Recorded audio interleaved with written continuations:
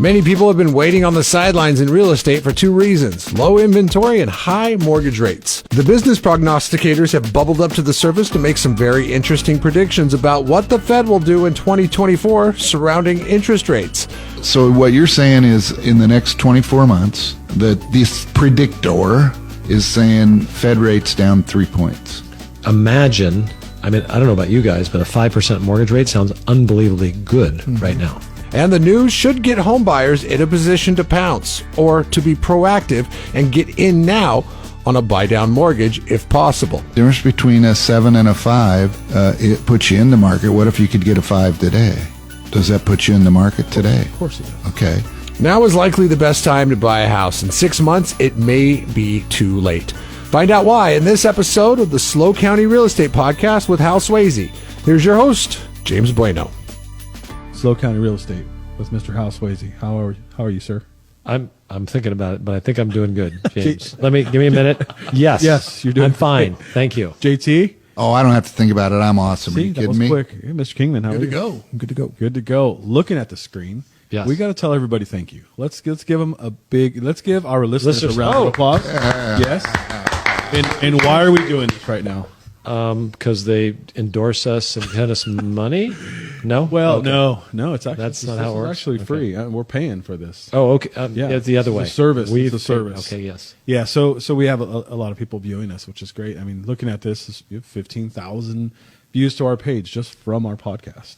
Oh, because I couldn't figure out why you said viewing us, because nobody Yeah, sees us. views We to don't our have a camera. page. Yeah, then listening to us. And Listening. clicks, yeah. If they're viewing this podcast, they're not getting much. But if they're listening... There is a camera in here. I just didn't tell you where it was. Okay, well, I'm learning a lot today. We do tell people to subscribe, but I mean, I We do. think James does a really good job of laying it out all in one place on the Team Swayze website. Yeah. TeamSwayze.com. Is that how Yeah. most people find us, through the website? Yeah. I mean, I do marketing. We have marketing through Google and other vehicles. So they know where to as find well. us. Yeah. Okay. Well, and I think we owe a thank you to our subscribers that have made us one of the top 100 business podcasts in America. In the I mean, country, yeah. how cool is that? That is So cool. thank you, Yeah. subscribers. Yeah. Yeah, those of you that are Listeners. listening to right now, thank you. We appreciate it. We're going to continue giving you more information. Can I remind our audience how this kind of got started, what our plan was? Please do. Please remind me. Okay, good. Yeah. Well, when we first started doing this, and James and Jeff came to us, so he said, "What would it sound like, and how helpful would it be to listening audience if we were just pretending like we were sitting around in a bar having a drink and talking about real estate?" The only difference has been we haven't had a drink the whole time we've done this, although it may sound like we're drinking. I think there was one time JT wasn't here that we were drinking. No, I'm just kidding. I'm joking. No, and Sounds nice right now. And that's what this is about is us having a conversation about something that we do every day. Yeah. For the benefit of the people that are listening, that are thinking about maybe dipping their big toe in the real estate pool. It is true, and we hope to clear things up, because there's a lot of information flowing around, and some of it is general, some specific, but we try to address that, because I do talk to people, and they're kind of surprised with the answers I give, right? Yeah. It's like, really, it's shocking, like, I thought it was hard to get loans. The lenders are having trouble. No. Not, And I wish Jay was here, because he likes to talk about the mainstream media and how it drives him nuts. Or is that me that it drives? He just nuts? expresses it more clearly. I saw a study today that said I think this is good news. I wish James was here for it. 32% of Americans trust mainstream media right now. That's not good news for society, but it's good news for those that are keep an open eye to it. That Right, is awareness. good news. It's called awareness. But right? I mean, with anything, where are you going to get your information from? People that have 40-minute deadline to get it prepared, or people that live and breathe it like you guys? 32%, huh? That's a surprising number. How did they get to 32%? That's what I thought. That's pretty darn high. But also, you got to read more than headlines too. A lot of times, it's just people just read headlines and go off of that. I'm kind of guilty of that a little bit. Oh, me too. Yeah, it's attention grabbers, right? Yeah. Yeah. All right. Well, let's get rolling. What do we got? Well, we don't have a fancy headline. We Yeah, we do have a we fancy headline. Okay, here we go. We were just This looking one, at it, yeah. somebody sent me this today. It was a link, So it says the Fed will cut interest rates 6 times in 2024 as U.S. economy slows, : ing. So that I'm like, oh, the Fed's doing it. Well, no, it's not the Fed. It's somebody predicting. So they're going to cut interest rates. They say signs of cooling down. ING says, right? What's ING stand for again? Anybody remember? Ing. ING economics. So they're just saying in general that they're expecting that the pause that we hear about directly from the Fed, right? Not from somebody guessing that's like us guessing what the Fed's going to do. But I've seen it in a couple places where they're predicting six adjustments of a quarter basis point. So what does that mean? I kept hearing on business news that I listen to when I'm in the car, kept hearing that they thought, by the middle of the year that we'd start to see a little decrease in interest rates. But just in the last week, some of those prognosticators were going, no. It's going to happen sooner, like March, they're thinking. That optimistic. Yeah. March. It took a while for these rate increases to have an impact like on inflation. Remember they say it's in sticky, it's not really catching. Now it's starting to have its effect. So they're saying if they make the desired cuts, right, they're going to not kick in for a while where you'll see it. But I think, we know the Fed doesn't control mortgage rates. Right. If the Fed's rates goes down from, what are they saying? 2.5%. What is it saying? So that would be six quarter points. Yeah, it's a point and a half. Unless one of them was a half a point, but Right. six quarter points is a point and a half. Yep. And mortgage rates today, again, they're in a direct correlation, but mortgage rates today are 7. Right. So that'd put rates down where? Mid 5s? 5.5. So- So if it did translate into mortgage rates, and I don't really know if that would equate, it could. They're correlated. Right. So what you're saying is in the next 24 months, that this predictor is saying Fed rates down 3 points. And if you took it as a percentage, and again, I'm not telling you what's I'm what. not a macro guy. Right. So if you go from 5.3 and you take a point and a half, that's a third roughly, right? A little less than a third. Yeah. Yeah. So if you take a third off 7%, where does that put you? Put you down below 5. 5, yeah, somewhere. So imagine. I don't know about you guys, but a 5% mortgage rate sounds unbelievably good right now. And in history, for the young people in our audience that grew up with 3% rates, we never saw those before. I don't know that we'll ever see them again. If you're married to only buying a house if you can get a 3% rate, you might be looking a long time before you move into your own home. I'm not going to put gas in my car until it gets back to $1 a gallon. Yeah, you'll be walking a lot. I'll be walking a lot, and I won't have. I'll be renting. I think people, having been recently in the consumer side of things, and James, I know you're on the consumer side of things. Like you want to get into a house. The perception is, but I mean, you also have all these guys to lean on a daily basis when you come into the office. But I think from a consumer standpoint, you see that the Feds are lowering their rates, then you start preparing yourself a little bit more. Because I have friends that are like, man, I'm really bummed out that I missed out on the COVID crash on housing or whatever they want to call it, where the interest rates got super low and they could have bought money really cheap. And now they're waiting. They're just waiting. And once it starts to come down, and we've talked about this many times on this podcast, the inventory, magically inventory is not going to increase overnight. Wouldn't you say right now is the time to start getting serious? If this is an indicator that pans out to be true, right now. I'm not going to put words in John's mouth, but he's ingrained in it enough to let us know that about 85% of the time, historically, real estate prices go up. And last year, I would say, at the end of the year, prices were softening. In certain places, they were lower in certain houses for others. And if we get back to 5% rates, boy, that brings a lot of people back. They're enthusiastic. And, it's not getting cheaper to build houses. So you can't build them for less. Between labor costs, the input costs, getting approvals done, it's not like anything has gotten easier. So you can't replace them very well.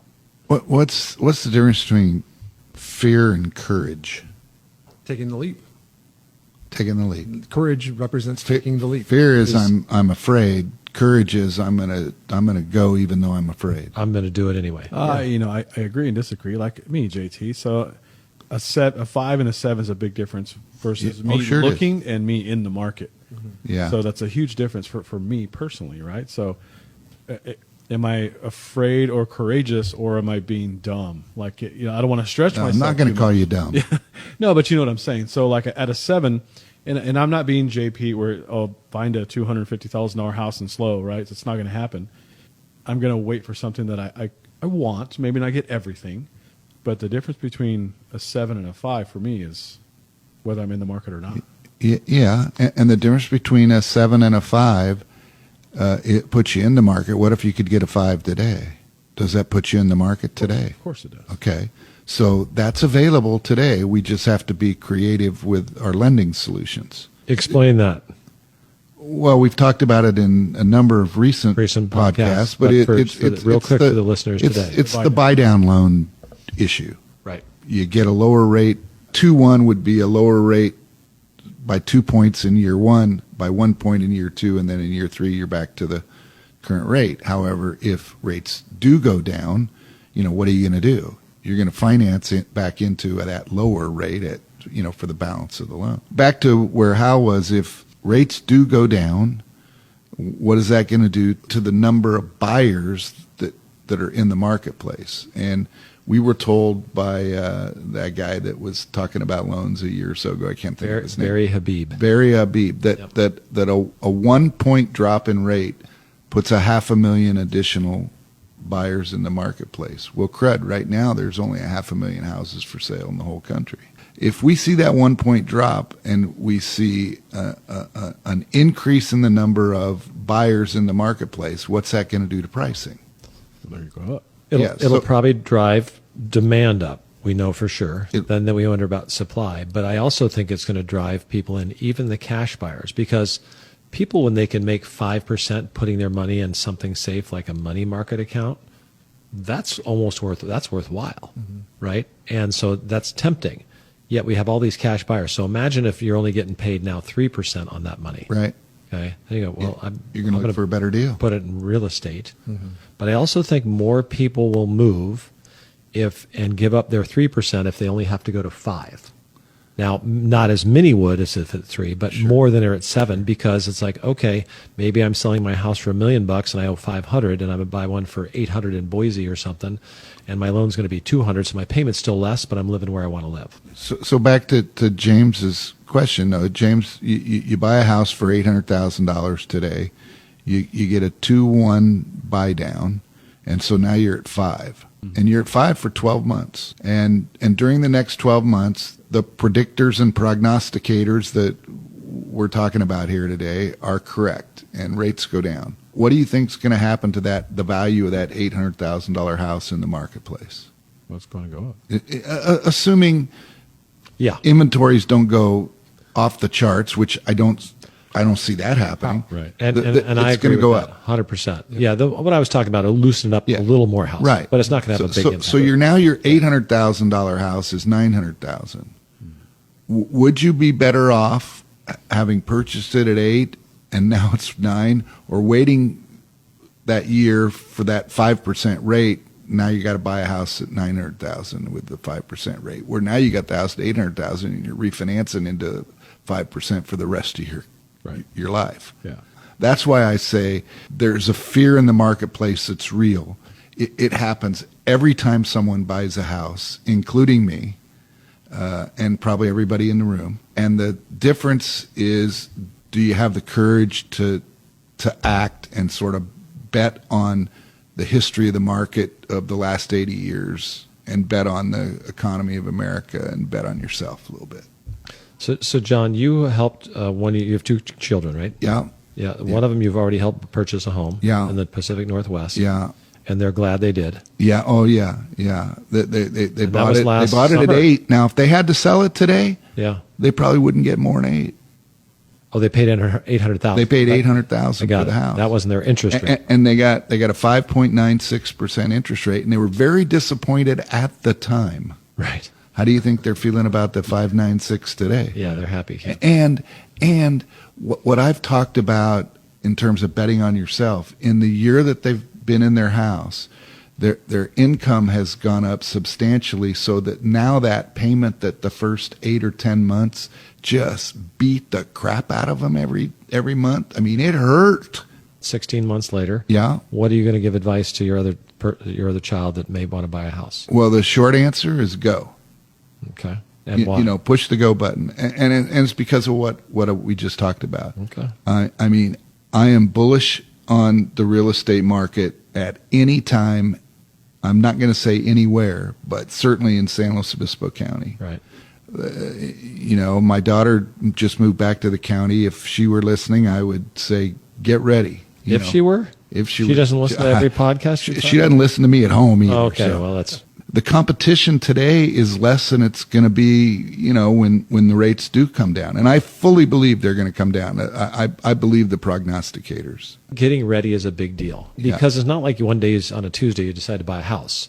So you got to get your head around it. Yeah. Some people act fast and some a little bit slower. What can I get? I'm renting a 1-bedroom apartment. Now I can get a 2-bedroom condo. Is it my dream house? No. Is anybody starting their dream house? Not unless you're in the No. Silver Spoon Society, or whatever they call that, where somebody Right. hands you something. Right. So yeah, it takes some time. So get out there and start looking, start figuring it out, and going, okay, maybe I could be ready today, or maybe with a little bit of tweaking in a few months, I might be ready. My first house was $48,600, and I was scared to death. Yeah. Yeah. 5 years later, sold it for $72,500. Thought I had made a fortune. Right. But that's how you start. And all the numbers are different today than yesterday, but that's how you get started. Oh, I had to borrow money from a friend. I had Yeah. no money to buy that first house. The great news is my son that we've talked about a few times. His income's up, his wife's income's up. The payment seems to be a little easier. Well, now they have to start paying me interest on the money I loaned them for the down payment. So I'm pretty excited about January 1st. I think it's their first payment. You bet on them. Yeah, I Good. bet on them too. What do you think is going to happen to the transactions in the county? Think they're going to Next go year? up or down next year?